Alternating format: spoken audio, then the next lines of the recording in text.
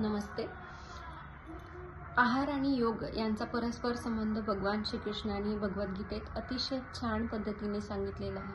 भगवान श्रीकृष्ण म्हणतात, युक्त आहार विहारस्य युक्त चेष्टस्य कर्मसु युक्त स्वप्नावबोधस्य योगो भवति दुःखः। म्हणजे ज्याचा आहार आणि आचरण योग्य असतं फक्त त्यालाच योग सिद्ध होऊ शकतो।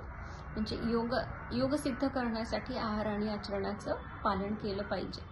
चला तर मग आज आपण बघूया फेशियल योगाचा एक असा व्यायाम जो की ॲक्च्युली प्राणायाम आहे, पण ह्या प्राणायामामध्ये तुमच्या चेहऱ्याच्या सगळ्या मसल्सची इन्व्हॉल्वमेंट आहे आणि ह्या प्राणायामामधनं तुमच्या संपूर्ण चेहऱ्याचं सौंदर्य वाढणार आहे।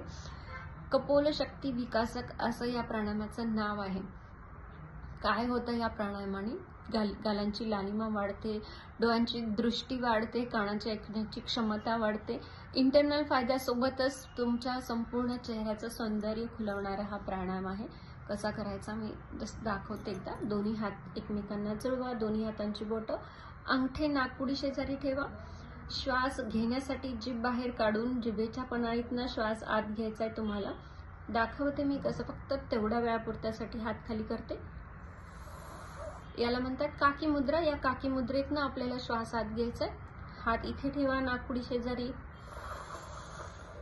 श्वास घ्या। श्वास घेतल्यानंतर गाल फुगवा, नाकपुडी बंद करा, म्हणजे श्वास बाहेर पडणार नाही याची आपण काळजी घेतलेली आहे।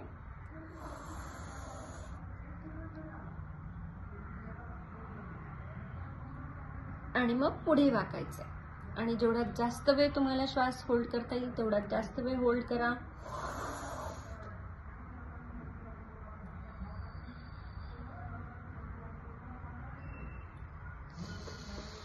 आता बघा, श्वास सोडण्यापूर्वी काय करायचं? श्वास सोडण्यापूर्वी आधी मान सरळ करा आणि अलगद नाकपुड्यांचं प्रेशर, दाब कमी करत नाकपुड्यांमार्फत आपल्याला श्वास सोडायचा आहे। तोंडाने श्वास सोडायचा नाही, घेताना तोंडाने आणि सोडताना नाकपुडीने। आणि त्यामध्ये जास्तीत जास्त कालावधी तुम्ही होल्ड करा, म्हणजे जे काही आपल्या चेहऱ्यावरचं रक्त संचरण आहे, ब्लड सर्क्युलेशन आहे ते वाढतं। गालांची लालिमा, पिंपल्सचे प्रॉब्लेम, हे सगळ्या समस्या दूर करणारा कपोल शक्ती विकासक हा प्राणायाम आता फेशियल योगासाठी आम्ही तुम्हाला दाखवला।